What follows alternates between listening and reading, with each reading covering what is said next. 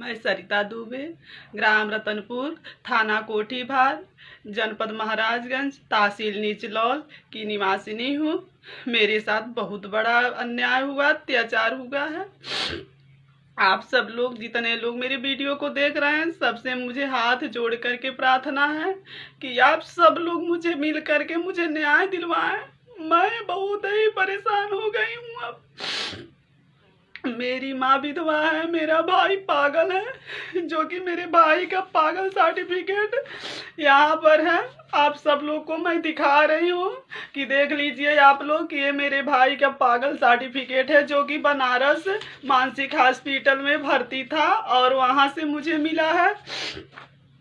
और ये है मेरी माँ का, जो मेरी माँ पिछले साल अप्रैल में मेरा भाई पागल का दौरा पड़ा हुआ था, उसी बीच मेरे माँ को मार दिया। और मैं जब सुनी, अपने ससुराल से मायके गई और अपने माँ को अपने घर लेकर के आई। उनकी हालत बहुत गंभीर थी। मैं ले जा करके गोरखपुर में उनका इलाज, उनको एडमिट किए 15 दिन तक और उनका इलाज करवाई।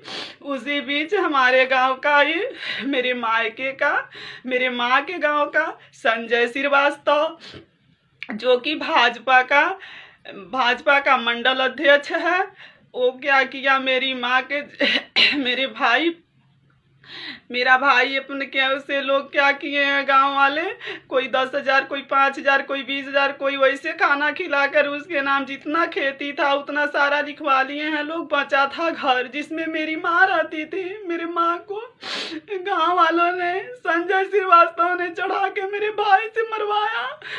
मेरी माँ को जब चोट लग गई, हम लोग जाने, हम गए अपने मायके, अपने माँ को वहाँ से उठा करके लाकर एडमिट किए। उसी बीच गांव का संजय श्रीवास्तव, जो भाजपा का मंडल अध्यक्ष है, मेरे भाई को 2-4 दिन खाना खिला करके और यही स्टैंप एक बनवा लिया उस मकान का, और रातों रात उस मकान को ध्वस्त कर दिया। उसमें 3 पेड़ शीशम का था, बाउंड्री गेट है, सारा चीज होते हुए उस घर को ढा करके मिट्टी बराबर कर दिया। जब मुझे गांव वालों ने बताया तो मैं माँ को लेकर के गोरखपुर में एडमिट थी। मैं बहुत परेशान थी माँ को लेकर के। मैं तत्काल गांव पे नहीं जा पा रही थी। मैं जब सब गांव पर गई, मैं डीएम साहब के वहाँ गई। डीएम साहब कहे मैं नहीं कुछ कर सकता, तुम इस डीएम साहब के वहाँ जाओ। मैं इस डीएम साहब के वहाँ गई। सांसद पंकज चौधरी, भाजपा का नेता का फोन चला गया, मेरा नहीं सुने, मुझे वहाँ से भगा दिए। मैं सीओ साहब के वहाँ गई, वहाँ भी सांसद जी का फोन चला गया, वहाँ से भी मैं भगा दी गई। मुझे थाना से भी कोई न्याय नहीं मिला। मैं थक हार गई, मुझे कहीं इंसाफ नहीं मिला। मैं जब कोर्ट में, जब हमसे लोग बताए कि जाओ कोर्ट करो, कोर्ट से हो सकता है तुमको इंसाफ मिल जाए, तुम्हारी माँ को तुम्हारा घर वापस मिल जाए। मैं जब कोर्ट में कब्जा दखल की, ये है कब्जा दखल, जो कि मैं कब्जा दखल करने के बावजूद मेरा कोर्ट में केस चल रहा था। मुझे बहुत उम्मीद था कि जब इंसाफ, मैं इतना भाग दौड़ करते हुए मुझे इंसाफ नहीं मिला, तो मेरी माँ को हो सकता है कोर्ट से इंसाफ मिल जाए। लेकिन जब मैं कोर्ट में गई, मेरा तारीख पड़ा था, अभी लॉकडाउन होने को आदेश आ गया। 26 तारीख मार्च में मेरी तारीख थी और उसी बीच लॉकडाउन हो गया। लॉकडाउन का फायदा उठाते हुए और सांसद पंकज चौधरी का सह पा करके मेरे घर पे अब अवैध रूप से फिर से उस पे निर्माण कार्य शुरू कर दिया है। जब मुझे बहुत उम्मीद था कि कोर्ट के सहारे मेरी माँ अपने घर जा सकती है। कौन बेटी के घर रहना पसंद करता है बताइए आप लोग, वो भी एक ब्राह्मण महिला, जो कि 1 साल से अपने बेटी के घर पे यही उम्मीद लेकर के बैठी थी, कोर्ट से न्याय मिलेगा तो मैं अपने घर चली जाऊंगी। उसी बीच फिर कोर्ट से अभी मेरी सुनवाई चलने वाली थी, तब तक वो उसमें निर्माण कार्य शुरू कर दिया।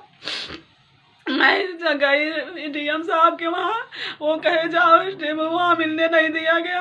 डीएम साहब के वहाँ मुझे भगा दिया गया।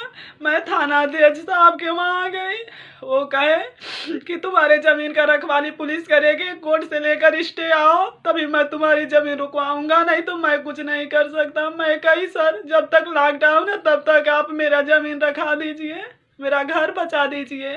कहे मैं मुझसे कुछ नहीं होगा, भगा दिए। मैं अपने भाई को अपनी माँ को लेकर के डीएम के वहाँ गई। मैं कही अगर न्याय नहीं मिला तो मैं यहीं जर खाऊंगी और अपने माँ को भाई को भी दे दूंगी। मैं अब घर नहीं जाऊंगी, मैं ससुराल नहीं जाऊंगी इन लोगों को लेकर के। फिर वहाँ से मुझे किसी तरह बुलाया गया थाने पर, कहे आओ मैं चलूँगा तुम्हारे साथ, तुमको अपनी गाड़ी में बैठाऊंगा, गांव पर लेकर घर पे चलूँगा और तुमको न्याय दिलवाऊंगा। तुम्हारा ज़मीन अगर मट्टी 4 दिन के अंदर डाले होंगे, निर्माण कार्य शुरू किए होंगे तो मैं उनके ऊपर कार्रवाई करूँगा। मैं थाने पर गई, मैं कही चलिए सर मेरे घर अभी काम हो रहा है उस ज़मीन पर, चलिए मेरा घर काम रुकवा दीजिए। कहें कि चौकी इंचार्ज साहब जा रहे हैं, 2 पुलिस जा रहे हैं, तुम भी जाओ। मैं कहीं मैं कैसे जाऊंगी, मेरे जान माल पे खतरा है। जो इंसान है इस तरह से किया है वो मुझे कहीं मार देगा। आप मुझे किसी तरह ले करके चलिए वहाँ, मुझे दिखा दीजिए, मुझे मैं बताऊंगी ना सबके सामने। तो कहे हमको वहाँ से कहे जैसी मर्जी वैसी जाओ, मैं तुम्हारी जिम्मेदारी लेकर नहीं बैठा हूँ। मुझे वहाँ से फिर कल शाम को मुझे वहाँ से भगा दिया गया। मैं अपने घर चली आई। उसके बाद फिर आज उसी घर में काम हो रहा है। मैं पूछी कि मुझे आप लोग जाएंगे वहाँ क्या करेंगे, कहे मैं जाऊँगा वहाँ वीडियो बनाऊँगा, फ़ोटो खींचूँगा। मैं कहे उस फोटो और वीडियो से क्या होगा, तो कहे कि आगे उसके आगे कोई काम करेगा तो कार्रवाई होगा। तुम्हारे कहने से मैं कार्रवाई करूँगा, मैं देखूँगा, मैं उस हिसाब से कार्रवाई करूँगा।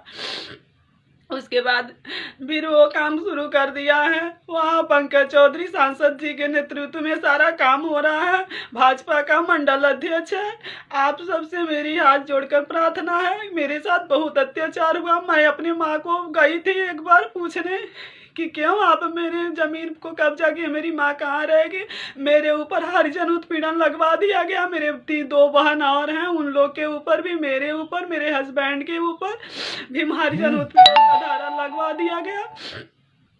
मैं वहाँ से फिर मैं एक बार और अपने दोनों बहनों के साथ गई, मेरी छोटी बहन के साथ पूरा उसकी इज्जत लूट ली लोग। मैं थाने पर गई, वहाँ मेरी बयान नहीं लिखे।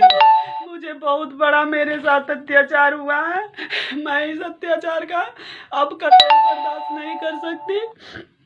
कृपया आप लोग से हाथ जोड़कर प्रार्थना है, ज़्यादा से ज़्यादा शेयर करें, मुझे इंसाफ दिलवाएं। मेरी माँ एक बेटी के घर न रहते हुए अपने घर को लौट जाए, उसको उसका घर मिल जाए। आप लोग से प्रार्थना है, आप लोग को मैं प्रणाम करती हूँ। आप लोग सारे जितना ज़्यादा शेयर करेंगे उतना ही मुझे लाभ मिलेगा। आप लोग की